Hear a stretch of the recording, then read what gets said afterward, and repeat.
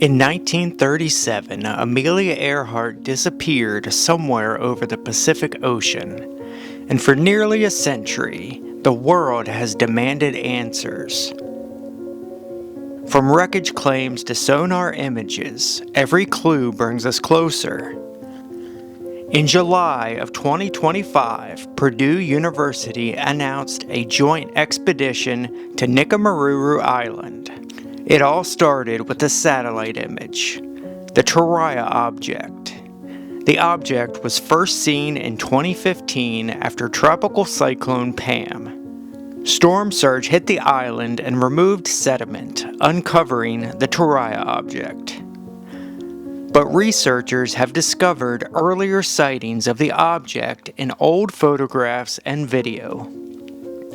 In 2001, the International Group for Historic Aircraft Recovery flew by the area in a helicopter, and it shows the object in the same position as in the satellite image.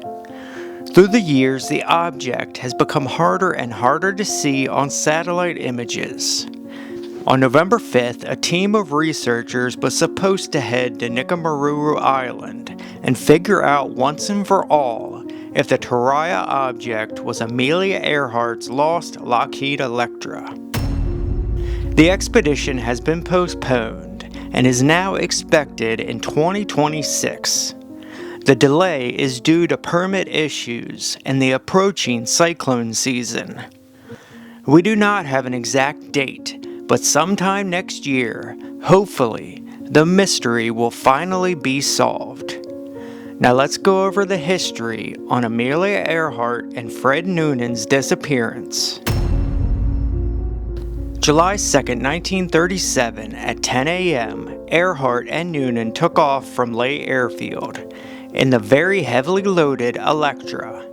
Their destination was Howland Island, a very flat sliver of land, 6,500 feet long, 1,600 feet wide, 10 feet high, and 2,556 miles away. The expected flying time was 20 hours, so accounting for the 2-hour time zone difference, the aircraft was expected to arrive at Howland the morning of the next day. July 2nd, the aircraft departed with 1,100 gallons of fuel.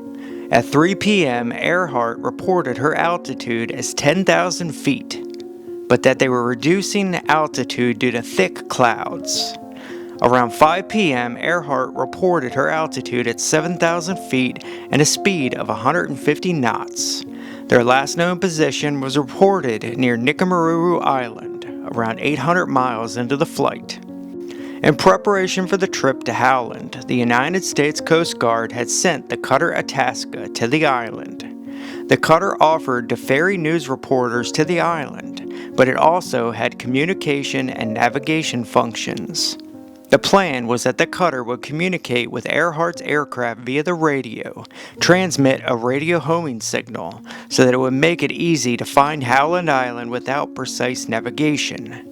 Due to radio direction finding, if Amelia Earhart used her 500 kHz transmitter, and to use her boilers to make a smoke curtain that could be seen on the horizon. The Electra had radio equipment for communication and navigation, but specific details about the equipment are not clear. There were problems with the RDF equipment from Brazil to Africa. The equipment did not work, and the RDF station at Darwin expected to be in contact with the Electra, but when she arrived there, she stated that the RDF was not functioning. The problem was a blown fuse. The United States Coast Guard cutter Itasca was stationed at Howland Island and tasked to communicate with the Electra and guide them to the island once they arrived in the vicinity. Noonan and Earhart were to do voice communications on 3105 kHz at night and 6210 kHz during the day. Through a series of misunderstandings, the final approach to Howland Island using the radio navigation was not successful. Fred Noonan wrote earlier about problems affecting the accuracy of the radio detection finding in navigation. As the Electra neared Howland, Earhart could hear the transmission from the Itasca on 7500 kHz. She was unable to determine a minimum, so she could not determine the direction of the Itasca. Earhart was also unable to determine a minimum at Ley. One theory is that Earhart's RDF equipment did not work at 7,500 kilohertz. Most RDF equipment at the time was not designed to work above 2,000. When operated above their designated frequency, loop antennas lose their directionality. Some sources have noted Earhart's apparent lack of understanding of her direction-finding system, which had been fitted to the aircraft prior to the flight. Video evidence from Ley during the takeoff suggests that an antenna mounted underneath the fuselage may have been torn off from the fuel-heavy Electra, though no antenna was ever reported to be found at Ley. During Earhart and Noonan's approach to Howland Island, the Itasca received strong and clear voice transmissions from Earhart, identifying as KHAQQ, but she was unable to hear voice transmissions from the ship. The transmissions would also be used by the Electra for direction finding, implying that the aircraft's direction finder was also non-functional. At 2:45 a.m. and just before 5 a.m. on July 2nd, the first two calls were received. They were routine, with reports stating that the weather was cloudy and overcast. The calls were broken up by static, but the aircraft was still a long distance away. 6:14 a.m., another call was received. The aircraft stated they were within 200 miles. They requested the ship use its direction finder to provide a bearing for the aircraft. Earhart began whistling into the microphone to provide a continual signal for them to home in on. It was at this moment when the operators on the Itasca realized that their RDF system could not tune in to the aircraft's 3105 kHz frequency. Radio man Leo Ballarts commented, "I was sitting there sweating blood because I couldn't do a darn thing about it." A similar call was received at 6:45 a.m., asking for a bearing. Earhart estimated they were 100 miles out. A log at 7:42 a.m. states, KHAQQ is calling Itasca. We must be on you, but cannot see you. But gas is running low. Been unable to reach you by radio. We are flying at 1,000 feet. Earhart's 7:58 a.m. transmission said she could not hear the Itasca and asked them to send voice signals so she could try to take a radio bearing. The Itasca reported this as being the loudest possible signal, indicating that Earhart and Newton were in the immediate area. The Itasca could not send voice at the frequency that she asked for. Morse code signals were sent instead. Earhart acknowledged receiving them, but she said she was unable to determine their direction. Her last known transmission was at 8:43 a.m. We are on the line 157337. We will repeat this message. We will repeat this on 6210 kilocycles. Wait. The transmission seemed to imply that she and Noonan believed they had reached Howland's charted position. This was incorrect by around 5 nautical miles. At this point, the Itasca used her oil-filled boilers to generate thick black smoke for a period of time. But Earhart and Noonan did not see the smoke. They were scattered clouds at the time, and this might have blocked visibility.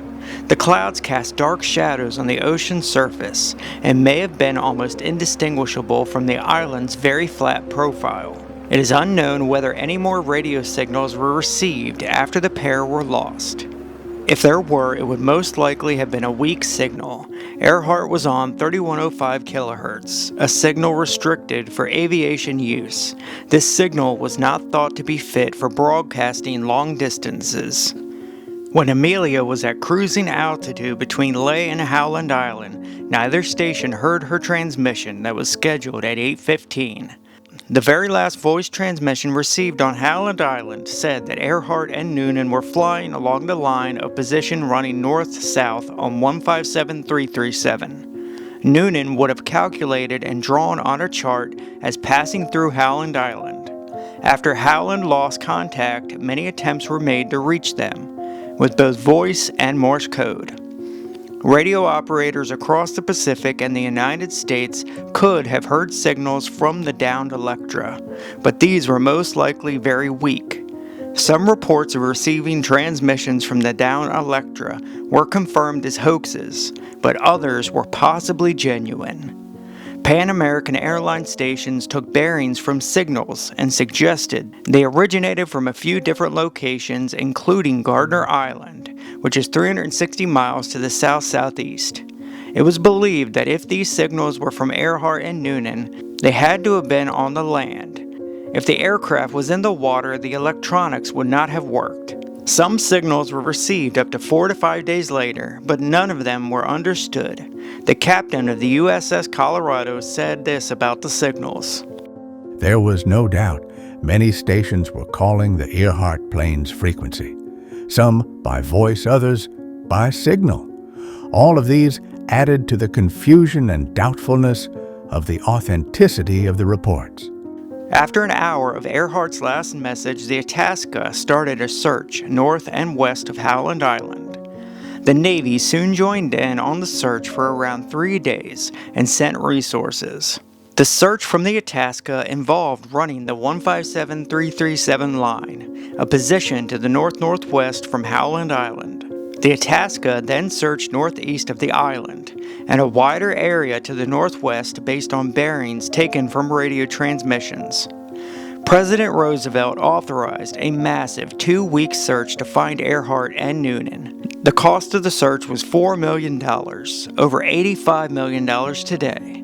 It was the largest and most expensive search in U.S. history to that point. Despite the massive search, no evidence was found of Earhart or Noonan, or the Electra 10E.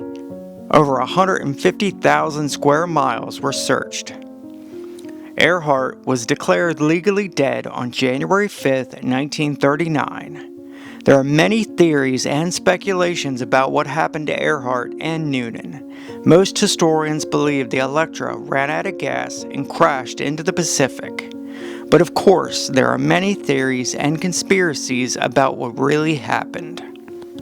And hopefully, in 2026, with the expedition to Nikumaroro Island, they can finally figure out what happened to Earhart and Noonan.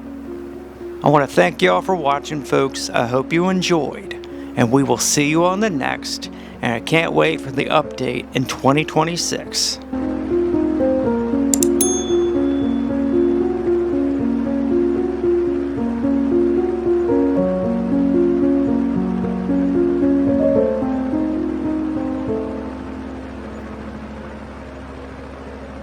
Thank you.